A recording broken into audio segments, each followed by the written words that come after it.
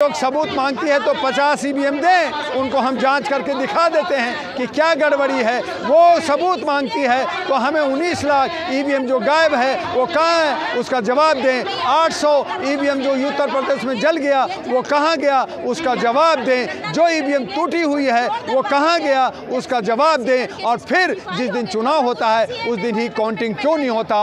8 दिन के बाद आप ईवीएम मशीन को गायब करके बदल करके आप हमारे अधिकार का करोड़ों अरबों रुपए का जो बर्बादी करते हैं वो कहाँ है उसका हमें चंद बन जाइए, आप अंधभक्त बन जाइए, आप जो है कपड़ा उतार के उल्टा लेट जाइए, आपका जो है मारेगा तो पता चलेगा, दर्द होगा तो पता चलेगा। हम तो दर्द झेल रहे हैं भैया। के खिलाफ जाके गांधीनगर से मैं लड़ूंगा उसके खिलाफ और हराने के बाद उसको जेल डॉक्टर दुआ भेजेगा, ये लिख लो। जमानत भी आपने दिलवाई, जेल में भी आप भिजवाओगे? हम ही भिजवाएंगे।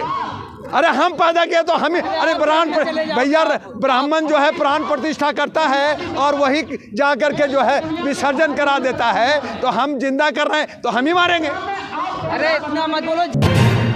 हुए नया साल का सभी जनता को नया साल का मुबारक हो। ईवीएम एक नासूर बन गया है। इलेक्शन कमीशन जो सत्ता का पोपट और तोता बन गया है, उन्हें संज्ञान लेना होगा। ईवीएम का एक नया विकल्प लेना होगा और जनता के अधिकार जो वोट देने का है उसे देना होगा। इसलिए आज जंतर मंतर पे ईवीएम हटाओ जो आंदोलन हो रहा है ये एक सार्थक कदम है और इस पे तमाम विपक्ष और तमाम जनता को जागरूक होना चाहिए। चुनाव आयोग कहता है कि आप सबूत दीजिए अगर ईवीएम में धांधली हुआ। जब चुनाव आयोग सबूत मांगती है तो 50 ईवीएम दें, उनको हम जांच करके दिखा देते हैं कि क्या गड़बड़ी है। वो सबूत मांगती है तो हमें 19 लाख ईवीएम जो गायब है वो कहाँ है उसका जवाब दें। 800 ईवीएम जो उत्तर प्रदेश में जल गया वो कहाँ गया उसका जवाब दें। जो ईवीएम टूटी हुई है वो कहाँ गया उसका जवाब दें। और फिर जिस दिन चुनाव होता है उस दिन ही काउंटिंग क्यों नहीं होता। 8 दिन के बाद आप ईवीएम मशीन को गायब करके बदल करके आप हमारे अधिकारों का करोड़ों अरबों रुपए का जो बर्बादी करते हैं वो कहाँ है उसका हमें जवाब चाहिए। लेकिन 50 ईवीएम लेने के लिए चुनाव आयोग पहुंचे, वकील डिटेन कर लिया गया, दिल्ली पुलिस ने डिटेन कर लिया। तो उनकी तानाशाही है, वो जो हिटलरगिरी है वो नहीं जवाब देंगे। वो क्यों जवाब देंगे? वो कहती हैं होते तुम कौन हो। अगर यही मोदी जी यही अमित शाह अगर कहें कि हमें 1000 ईवीएम दे दो, हमें इधर से उधर करना है, तो 1 मिनट नहीं लगेगा, चुनाव आयोग दे देगा। लेकिन जनता अगर मांग करती है तो जनता होता कौन है? जनता जनार्दन कहलाने के लिए है, लेकिन जनता गरीब है। क्या कर लेंगे? यही तो एक छोटा सा जगह मिला है मेरे भाई, जो हम आवाज़ उठाने के लिए, उसको भी जो है ये जलियांवाला बाग बना दिया गया है। दोनों तरफ बैरियर लगा दिया गया है, दुनिया भर के सिक्योरिटी और पुलिस लगा दिया गया है। तो हम कहीं ना कहीं जो है बंधे हैं। लेकिन आवाज़, जनता की आवाज़ चाहे छोटा हो या बड़ा हो, ये चिंगारी ये आग का रूप लेगा। आपके पास खाली अरे जब सबूत नहीं है तो 50 ईवीएम देने में तुम्हें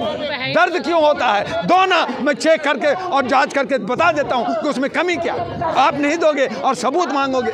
अरे ईवीएम तुम्हारे पास है, कस्टडी में आपका है, आप जनता को देते नहीं है, वकीलों को देते नहीं है, संगठन को देते नहीं है, आप अपनी मर्जी से आपका सब कुछ करोगे। ये कैसे हो? तो 400 आएगी, जब आ जाएगी तो इलेक्शन कमीशन खत्म कर दो। चुनाव अरे भैया अगर मोदी जी जीत गए, सरकार बन गई, तो इलेक्शन कमीशन को बंद कर दो। चुनाव कराने की जरूरत ही क्या है? जैसे चाइना में और रशिया में सरकार जो है 36-40 साल है ना भैया, तो यहाँ भी कर दो। मोदी जी जब तक जिंदा रहेंगे, प्रधानमंत्री रहेंगे, हम गुलाम रहेंगे, हम डरते रहेंगे, हम घर में और बिल में घुस जाएंगे। बैलेट से 0 आएंगे आपके। अरे भैया जब हमारा संविधान कहता है कि हमारा मौलिक अधिकार कहता है, हमारा वोट का अधिकार है, आप उस पर डाका डाल रहे हो तो हम आवाज नहीं उठाएं?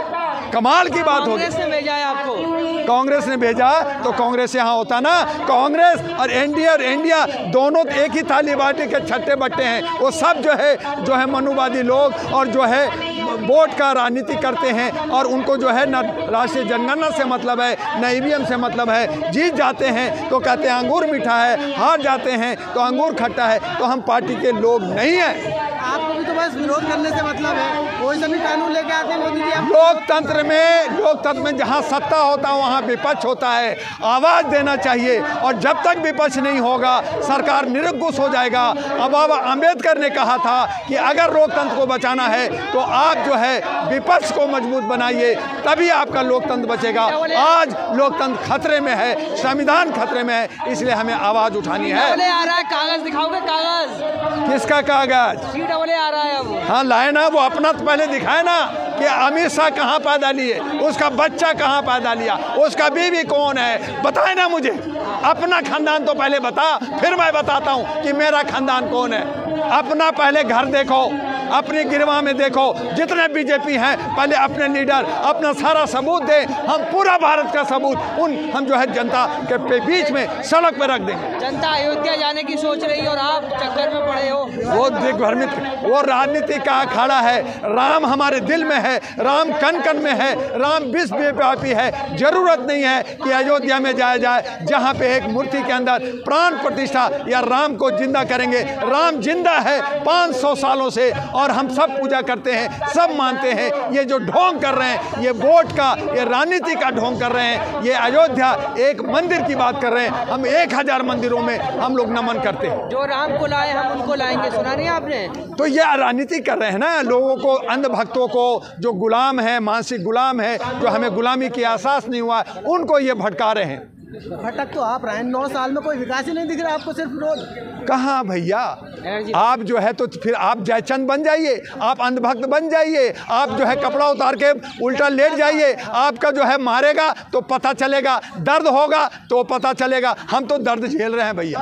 14 से लेकर बरनौल लगा लो, बरनौल भाजपा जीत रही है। दर्द हो रहा है, बरनौल लगा लीजिए। यही है ना, यही तो अयोध्या बरनौल ही तो लग रहा है।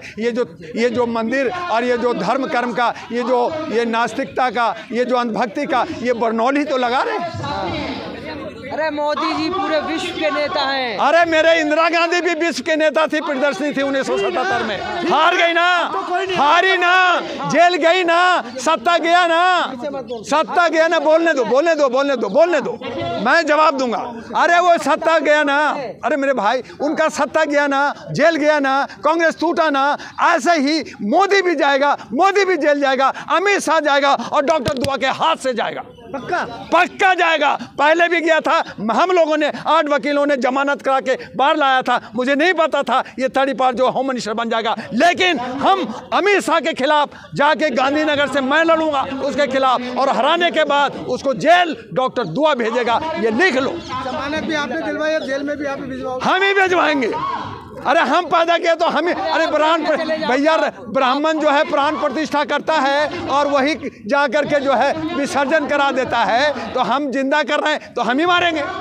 अरे इतना मत बोलो, जेल चले जाओ। अरे जेल जाने के लिए कौन डर रहा है मेरे भाई? 2 दिन पहले अमित शाह ने पार्लियामेंट में कहा, ह्यूमन राइट दुआ साहब मेरे पीछे पड़े हुए हैं, मुझे कानून लागू नहीं करने दे रहे हैं। बोला तो हम करो ना अरेस्ट, बैठा हूँ, खड़ा हूँ मैं जंतर मंतर। पीए लग जाएगा, करा ना भैया। हम डर थोड़े रहे, डरने में हम नहीं है, डरने में हमारे जो बहुसंख्यक और आप जैसे लोग जिनको जो है यूट्यूबर को कह रहे हैं कि विधेयक ला के बंद कर दूंगा, उसके लिए पहल मैं आपके लिए लड़ रहा हूँ। लेकिन आज गोदी मीडिया, पेड मीडिया, ये सब मनी माफिया और मीडिया 3 मिलकर 3M मिलकर के देश को लूट रहे हैं और हम आवाज नहीं उठाए।